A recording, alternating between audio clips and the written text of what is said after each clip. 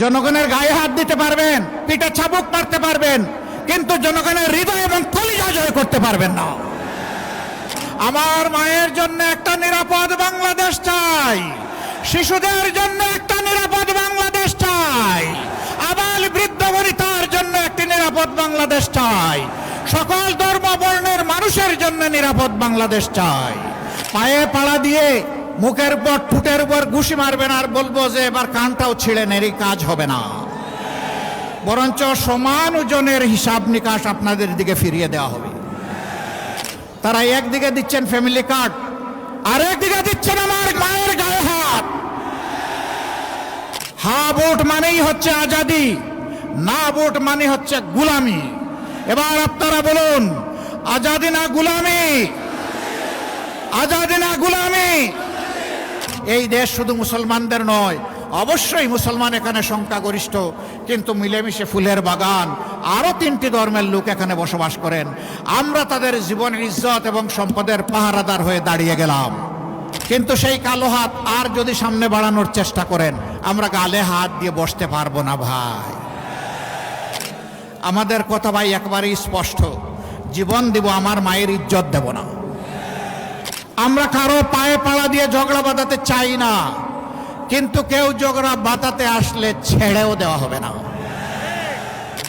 আজ তাহলে দেশবাসীর কাছে পরিষ্কার হয়ে গেল, এই দেশের মানুষ, মাটি এবং সম্পদ, ইজ্জত কার কাছে নিরাপদ। সম্মানিত ভাই ও বোনেরা, খুলনাকে একসময় বলা হতো শিল্পের রাজধানী। আজকে শিল্প 54 বছরে বিকশিত না হয়ে মুখ থুবড়ে পড়ে আছে। এক এক করে সবগুলা সরকারি ব্যবস্থাপনায় পরিচালিত শিল্প কারখানা বন্ধ হয়ে আছে। দুনিয়ার দেশগুলো শিল্পের দিকে এগিয়ে যাচ্ছে, আর আমরা শিল্পকে একটা একটা করে খুন করছি। আপনাদের স্মরণ থাকার কথা, 2001 থেকে 2006 4 দলীয় জোটের একটা সরকার ছিল। আমাদের সেই সময়ের সম্মানিত আমির শহীদ মৌলানা মতিউর রহমান নিজামী, তিনি এক সময় এসে 15 বছরের মাথায় শিল্পমন্ত্রীর দায়িত্ব পেয়েছিলেন। দায়িত্ব হাতে নিয়ে বলেছিলেন, আল্লাহ আমাকে তৌফিক দিলে আমার মেয়াদকালে নতুন করে আর একটি শিল্প কারখানায় তালা ঝুলাতে আমি দেব না।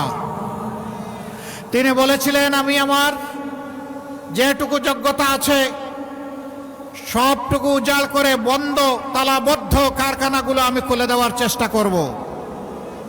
এবং বাংলাদেশে তিনি তাই শুরু করেছিলেন। তার রেখে যাওয়া অসমাপ্ত কাজ এখন বাংলাদেশ জামাতে ইসলামী সহ 11 দল সম্পন্ন করতে চায়। এই শিল্প কারখানাগুলো বন্ধ হওয়ার কারণে লক্ষ লক্ষ শ্রমিক বেকার হয়ে পড়েছেন। এখানে একজন মানুষ বেকার হয়নি, একজন মানুষ বেকার হওয়ার সাথে সাথে একটা পরিবার বিপদের মুখে পড়ে গিয়েছে। আমরা ইনশাআল্লাহ জনগণের ভালোবাসায়, সমর্থনে, ভোটের আয়ে, আল্লাহ তাআলার ইচ্ছায় যদি এদেশের সেবা করার সুযোগ পাই, আমরা কথা দিচ্ছি বন্ধ নয়, বন্ধগুলা খুলবো, নতুন করে ইন্ডাস্ট্রি স্থাপন করা হবে এবং আমাদের সন্তানদের হাতে কাজ তুলে দেওয়া হবে। ছেলেরা কাজ করবে, মেয়েরা কাজ করবে, স্বস্তির সাথে, নিরাপত্তার সাথে কাজ করবে ইনশাআল্লাহ।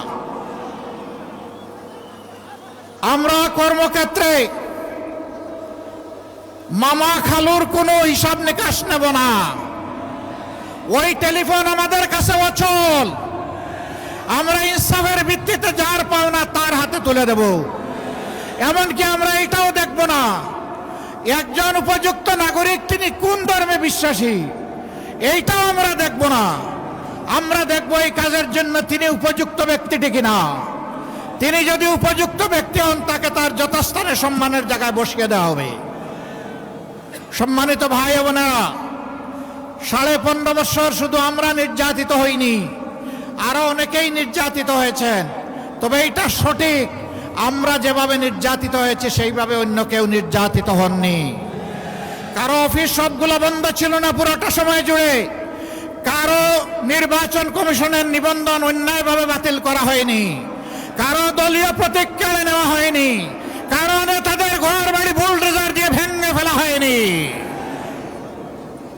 এবং শেষ পর্যন্ত দিশাহারা হয়ে কারো সংগঠনকে নিষিদ্ধ ঘোষণা করা হয়নি। এই সবগুলা ছিল জামাতে ইসলামের উপর চরম জুলুম। সেই সময় আপনারা আমাদেরকে আশ্রয় দিয়েছেন দেশবাসী, আপনারা আমাদেরকে ভালোবাসা উপহার দিয়েছেন, আপনারা সাহায্যের হাত বাড়িয়ে দিয়েছেন, মায়েরা আমাদের জন্য খাবার সংগ্রহ করেছেন, ভাইয়েরা আমাদের নিরাপত্তার ব্যবস্থা করেছেন। সেই দিন আমাদেরকে আশ্রয় দেওয়ার মানে ছিল নির্ঘাত আপনার সম্পদ, আপনার জীবন এবং আপনার ইজ্জতের পর আপনি আক্রমণকে আহ্বান করে নিচ্ছেন। সরকারের কুপানলে পড়বেন, আপনারা তা পরোয়া করেননি। আমাদেরকে আপনারা আদর করে ভালোবেসে আপনাদের কুলে বুকে আমাদেরকে ঠাঁই করে দিয়েছিলেন। আমরা আপনাদের কাছে বড়ই ঋণী। এ ঋণ পরিশোধ করার কোনো শক্তি আমাদের নেই। মহান আল্লাহ তাআলার দরবারে দোয়া করি, যেভাবে আপনারা আমাদের জন্য নিরাপদ আশ্রয় করে দিয়েছিলেন, আল্লাহ যেন এই দুনিয়া এবং আখিরাতে আপনাদের জন্য সেই নিরাপদ ঠিকানা ঠিক করে দেন। আজ বলতে পারেন আমি এখানে দাঁড়িয়েছি বাংলাদেশ জামাতে ইসলামের পক্ষে কথা বলতে নয়। সেই 15.5 বছর মায়ের বুক থেকে যে সন্তানকে কেড়ে নেওয়া হয়েছে, আমি ওই মায়ের পক্ষে আজকে কথা বলতে দাঁড়িয়েছি। যে বাবার বুক থেকে তার সন্তানকে তুলে নেওয়া হয়েছে, আমি সেই বাবার পক্ষে কথা বলতে দাঁড়িয়েছি। যে বোনটির বুক থেকে তার স্বামীকে উধাও করা হয়েছে, আমার সেই বোনটি, আমার মজলুম বোনটির পক্ষে আমি এখানে দাঁড়িয়েছি।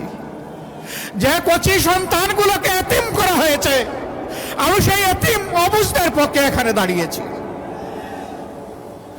ঘুরে ঘুরে সারা বাংলায় তখন চেষ্টা করেছি সেই মুসলমানের খোঁজখবর নেওয়া। তাদের দুয়ারে গিয়ে হাজির হয়েছে জীবনের রিস্ক নিয়ে। আমি তাদের চোখের কোনায় তরল পদার্থ দেখেছি। সেই তরল পদার্থ চোখের সাধারণ পানি ছিল না।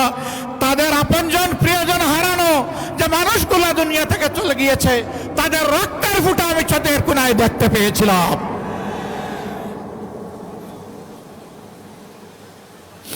অবুঝ বাচ্চাগুলো বলতো, আসেন আমার সাথে আসেন। হাত ধরে নিয়ে একটা দেয়ালে তার বাবা রাখা ছবি দেখে বলতো, এটা আমার বাবা। আমার বাবা কি আর আসবে? এই শিশুদেরকে জবাব দেওয়ার মতো কোনো ভাষা আমাদের বুকে টুটে ছিল না। সেদিন আমরা স্তব্ধ হয়ে গিয়েছি। সারা বাংলাদেশকে বৌদ্ধভূমিতে পরিণত করা হয়েছিল। আজ আমি তাদের পক্ষে দাঁড়িয়েছি। এইখানে আমি দাঁড়িয়েছি 18 কোটি মানুষের পক্ষে, সিন্ডিকেট করে চাঁদাবাজের কবলে ফেলে যাদের উপর আর্থিক, দৈহিক, মানসিক সব ধরনের নির্যাতন করা হয়েছে। ব্যাংকগুলা ডাকাতি করে উজাড় করে ফেলা হয়েছে। শেয়ার মার্কেট লুট করে কমপক্ষে 284 জন মানুষকে আত্মহত্যায় বাধ্য করা হয়েছে। লক্ষ লক্ষ পুঁজি বিনিয়োগকারীকে, তরুণদেরকে রাস্তায় বসানো হয়েছে।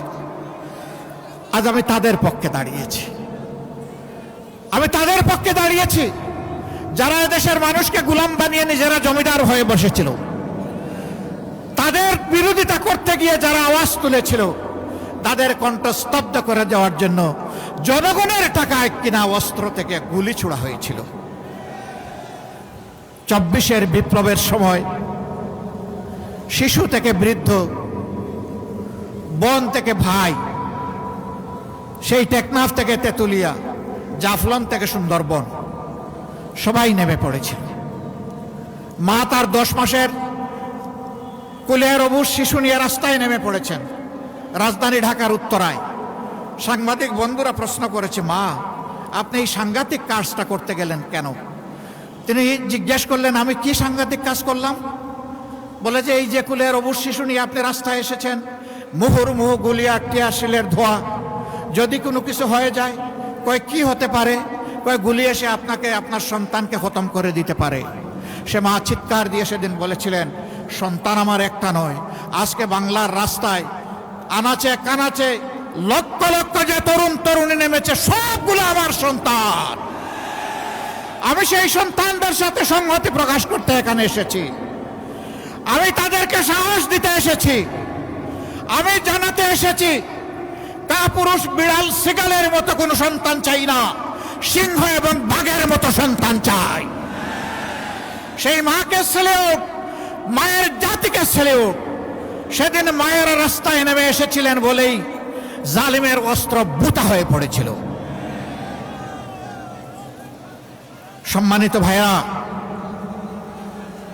আমরা কি চাই সেই দুঃশাসনের যুগ আবার ফিরে আসুক, সেই ফেসিবাদ আবার ফিরে আসুক? যদি আমরা না চাই, তাহলে যে দুঃখী মানুষগুলোর কথা বললাম, আজকে তাদের মুখে হাসি ফুটানোর জন্য নতুন লড়াই আমাদেরকে শুরু করতে হবে ইনশাআল্লাহ। এ লড়াই কোনো দল, কোনো গোষ্ঠী, কোনো পরিবারের মুক্তির লড়াই নয়। এ লড়াই 18 কোটি মানুষের মুক্তির লড়াই। জাতি, ধর্ম, বর্ণ নির্বিশেষে সারা বাংলাদেশী জনগণের মুক্তির লড়াই। আমরা চেষ্টা করেছি 5 তারিখ আল্লাহ তাআলার পক্ষ থেকে এই নিয়ামত পাওয়ার সাথে সাথে সেজদায় পড়ে আল্লাহর শুকরিয়া আদায় করতে। আমরা সেদিন দেশবাসীকে আশ্বস্ত করে সাহস দিয়ে বলেছিলাম, জুলুম আমাদের উপর যাই করা হোক না কেন, আমরা ইনশাআল্লাহ এখন শান্ত থাকবো, ধৈর্য ধরব। আমরা দেশবাসীর জান, মাল, ইজ্জত, আবরুর পাহারাদারের দায়িত্ব পালন করব। আমরা আমাদের কথা রেখেছি। আমরা বলেছিলাম, আমাদের সম্পদ লুণ্ঠন করা হয়েছে, ঘরদুয়ার ভেঙে দেওয়া হয়েছে, চাকরি থেকে তাড়িয়ে দেওয়া হয়েছে, তাই বলে কারো সম্পদের উপর আমরা হাত দিব না, আমরা কোনো চাঁদাবাজি করব না। আমরা আমাদের কথা রেখেছি। আমরা বলেছিলাম, যারা আমাদের ক্ষতি করেছে আজ আমরা ঘোষণা করছি তাদের উপর থেকে আমরা কোনো প্রতিশোধ নেব না। আমরা আমাদের কথা রেখেছি। আমরা বলেছিলাম, আমরা মামলা দিয়ে হয়তো কোনো নাগরিককে আমরা কষ্ট দিব না, হয়রানি করব না। আমরা আমাদের কথা রেখেছি। আমরা সেটা করিনি। আমরা বলেছিলাম, এই দেশ শুধু মুসলমানদের নয়, অবশ্যই মুসলমান এখানে সংখ্যাগরিষ্ঠ, কিন্তু মিলেমিশে ফুলের বাগান, আরো 3টি ধর্মের লোক এখানে বসবাস করেন। আমরা তাদের জীবন, ইজ্জত এবং সম্পদের পাহারাদার হয়ে দাঁড়িয়ে গেলাম। কোনো দুর্বৃত্ত তাদের দিকে চোখ তুলে তাকাতে পারবে না, কোনো হাত তাদের দিকে বাড়াতে পারবে না। আমরা আশা করেছিলাম রাজনৈতিক দলগুলো সেখানে দায়িত্বশীলতার পরিচয় দেবে, কিন্তু আফসোস সকলে এই দায়িত্বশীলতার পরিচয় দিতে পারেননি। আজ তাহলে দেশবাসীর কাছে পরিষ্কার হয়ে গেল, এই দেশের মানুষ, মাটি এবং সম্পদ, ইজ্জত কার কাছে নিরাপদ। এটা কি এখন আর বুঝতে কোনো বাকি আছে? কোনো বাকি নাই। যুবক বন্ধুরা, তোমরা বুক ছিটিয়ে লড়াই করে আমাদেরকে মুক্তি এনে দিয়েছ, তোমাদেরকে মোবারকবাদ। কিন্তু আমরা তোমাদের হাতে বেকারের ভাতা তুলে দিয়ে অপমান করতে চাই না। আমরা তোমাদের প্রত্যেকটি যোদ্ধার হাতকে কর্মী এবং কারিগরের হাতে পরিণত করতে চাই, এবং তোমাদের হাতে, যুবক যুবতীদের হাতে আমরা মর্যাদার সেই কাজগুলো তুলে দিতে চাই। সেদিন তোমরা গর্ব করে বলবে, আমিও আমার নতুন বাংলাদেশের একজন গর্বিত কারিগর, আমারও অবদান আছে। আমি বসে বসে বেকার ভাতা আমি খাই না, বরঞ্চ আমি আমার জাতিকে দিতে চাই। আমরা এইভাবেই আমাদের যুব সমাজকে কর্মসংস্থানের মাধ্যমে একদিকে দেশ গড়া, আরেকদিকে তাদেরকে সম্মানিত করতে চাই। যদি এটা আমরা পারি, তাহলে বিপ্লবে তোমাদের ভূমিকার কিছুটা হলে আমরা ঋণ পরিশোধ করতে পারলাম বলে মনে সান্ত্বনা পাব। মা বোনেরা, ইনশাআল্লাহ এই নতুন বাংলাদেশ আল্লাহ যদি আমাদেরকে গড়ার সুযোগ দেন, এই নতুন বাংলাদেশে আপনি আপনার নিজ গৃহে, অবস্থানস্থলে, আবাসভূমিতে, আপনি চলাচলের সময় এবং কর্মক্ষেত্রে সব জায়গায় ইনশাআল্লাহ 2টি জিনিস আপনাদেরকে আমরা নিশ্চিত করতে আমরা প্রতিজ্ঞাবদ্ধ। একটি আপনাদের মায়ের মর্যাদা, দ্বিতীয়টি হচ্ছে আপনাদের নিরাপত্তা। এই 2টা ইনশাআল্লাহ আমরা নিশ্চিত করব। সম্মানিত ভাই বোনেরা, খুলনা অঞ্চল ছিল একসময় ইন্ডাস্ট্রি এবং কৃষিতে সমান তালে পাল্লা দেওয়া, 2টাই এখন শেষ। জলাবদ্ধতার কবলে পড়ে, লবণাক্ত পানির কবলে পড়ে, দফায় দফায় বাঁধ ভাঙন দিয়ে জোয়ার আসার কারণে আজকে কৃষকদের একেবারেই বিধ্বস্ত অবস্থা। আর শিল্পের কথা আগেই বলেছি, আল্লাহ যদি আমাদেরকে এই দেশের খেদমতের দায়িত্ব দেন, আমরা কথা দিচ্ছি আপনাদের সাথে বসে, আপনাদের সাথে ডায়ালগ করে কোন কাজটা আগে করলেও এই এলাকার উন্নয়ন হবে, দেশের উন্নয়ন হবে, আমরা তা ঠিক করব। অগ্রাধিকারের ভিত্তিতে আপনাদের সম্পদ আপনাদের হাতে তুলে দিব উন্নয়নের জন্য ইনশাআল্লাহ। এটা আমাদের বাপ দাদার সম্পদ হবে না, এটা হবে জনগণের সম্পদ, এবং প্রত্যেকটি সম্পদের বাজেটের আমাদের কাছ থেকে জবাব নেওয়ার অধিকার আপনাদের নিশ্চিত করা হবে ইনশাআল্লাহ। আমরা ঘোষণা করেছি আমাদের কোনো মন্ত্রী এমপি যদি আল্লাহ কবুল করেন তাহলে সরকারি তহবিল বলতে কিছুই নেই, জনগণের সম্পদের দিকে চোখ তুলে আমরা তাকাবো না। আল্লাহ যা হালালভাবে আমাদেরকে দিবেন তাই নিয়ে ইনশাআল্লাহ আমরা জনগণের খেদমত চালিয়ে যাব এবং আল্লাহর সাহায্য নিশ্চিতভাবে আমরা পাবো। আমরাও সম্মানের সাথে আপনাদের সাথে সেদিন বসবাস করব। এখন আমরা দেখতে পাই একজন এমপি হয়েছেন মাত্র 5 বছরের মাথায় তার সম্পদ বেড়ে যায় 500 গুণ। জিজ্ঞেস করা হয় আপনার ব্যবসাটা কি ছিল, বলে যে মাছ চাষ। জিজ্ঞেস করা হয় মাছের গেটটা কোথায়, বলে আমি সঠিক বলতে পারবো না। সম্মানিত ভাইরা, পানির নিচে দেখা যায় না তো এই জন্য হিসাব মিলাইয়া দিয়া দেয়। আমরা ওই রকম মাছ চাষি হব না। হ্যাঁ, আমাদের মধ্যে কেউ যদি মাছ চাষি হন তিনি ন্যায্যতার ভিত্তিতে হালালভাবে মাছ চাষ করবেন ইনশাআল্লাহ। জনগণের সম্পদকে ওই পানির নিচে লুকাইয়া রাখবেন না, বেগমপাড়া গড়বেন না, নিজেদের জন্য সিঙ্গাপুর বানাবেন না, বরঞ্চ গোটা বাংলাদেশকেই একটা মর্যাদাশীল রাষ্ট্র হিসাবে একটা শক্ত অর্থনৈতিক ভিত দেওয়ার জন্য আমরা লড়াই চালিয়ে যাব ইনশাআল্লাহ। আমরা জানি এই ব্যবস্থাকে অনেকে পছন্দ করে না, অনেকেই আবার ওই সেই পুরাতন ফেসিবাদের এপ্রন গায়ে দিতে চায়। তাদেরকে আমরা বলি, যুব সমাজ জানিয়ে দিয়েছে আমরা ওই বস্তা পচা পুরানা বন্দোবস্ত চাই না। 5টি বিশ্ববিদ্যালয়ে তরুণ সচেতন শিক্ষিত সুশিক্ষিত উচ্চশিক্ষিত যুবক যুবতীরা তাদের রায় দিয়ে বলে দিয়েছে আমরা এখন ইনসাফের পক্ষে, নতুন বাংলাদেশের পক্ষে, আমরা এখন ঐক্যের পক্ষে, আমরা বিভক্তির পক্ষে নই। আশ্চর্য বিষয়, আমাদের একটি বন্ধু সংগঠন তারা ফ্যামিলি কার্ড দেওয়ার ঘোষণা করেছেন এবং এটাও বলেছেন যে এটা মায়ের হাতে দেবেন। তারা একদিকে দিচ্ছেন ফ্যামিলি কার্ড, আরেক দিকে দিচ্ছেন আমার মায়ের গায়ে হাত। এই দুইটা একসাথে চলে না। আমরা অনুরোধ করব নিজের মাকে সম্মান করুন। যদি আপনি নিজের মাকে সম্মান করতে পারেন তাহলে গোটা মায়ের জাতিকে আপনি সম্মান করতে পারবেন। আর যদি নিজের মাকে সম্মান না করতে পারেন আপনি বাংলাদেশের একজন নারীকেও সম্মান করতে পারবেন না। আজকে বিভিন্ন জায়গায় হামলা শুরু হয়েছে, মাথা গরম হয়ে গিয়েছে। মাঘ মাস, আরে ভাই এখন মাথা গরম হলে চৈত্র মাসে কি করবেন? একটু ঠান্ডা রাখেন না। এখন তো আরামদায়ক বাতাস আছে, আবহাওয়া আছে, এই সময় গরম করিয়েন না মাথাটা। জনগণের রায়ের প্রতি আস্থা রাখুন। অতীতে জনগণের রায়কে যারা সম্মান করে নাই তাদের পরিণতি কি হয়েছে তার থেকে আমাদের সকলের শিক্ষা নেওয়া উচিত। হ্যাঁ, জনগণের গায়ে হাত দিতে পারবেন, পিঠে চাবুক মারতে পারবেন, কিন্তু জনগণের হৃদয় এবং কলিজা জয় করতে পারবেন না। হৃদয় কলিজা যদি জয় করতে হয় তাহলে সকলকে তার নিজ নিজ জায়গায় সম্মান দিতে হবে, বিশেষ করে মায়ের জাতিকে। আমাদের কথা ভাই একবারেই স্পষ্ট, জীবন দিব, আমার মায়ের ইজ্জত দেব না। মায়ের ইজ্জতের জন্য লড়ে যাব। সুতরাং কেউ আর মেহেরবানি করে এই অপকর্ম করবেন না। যারা করেছেন তওবা করেন, সংশ্লিষ্ট ব্যক্তির কাছে মাপ চেয়ে নেন। তিনি চাইলে মাফ করে দিতে পারেন, আল্লাহ আপনাকে মাফ করে দিতে পারেন। কিন্তু সেই কালো হাত আর যদি সামনে বাড়ানোর চেষ্টা করেন আমরা গালে হাত দিয়ে বসতে পারবো না ভাই। পায়ে পাড়া দিয়ে মুখের উপর ঠোঁটের উপর ঘুষি মারবেন আর বলবো যে এবার কানটাও ছিঁড়ে নেন, এই কাজ হবে না। বরঞ্চ সমান ওজনের হিসাব নিকাশ আপনাদের দিকে ফিরিয়ে দেওয়া হবে।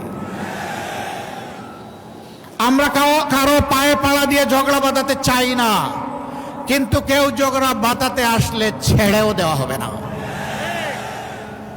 পারবেন আপনারা? এখন থেকে পাহারাদারের ভূমিকা পালন করবেন। প্রত্যেকটি নরনারীর ভোটের অধিকার আপনারা পাহারা দিবেন।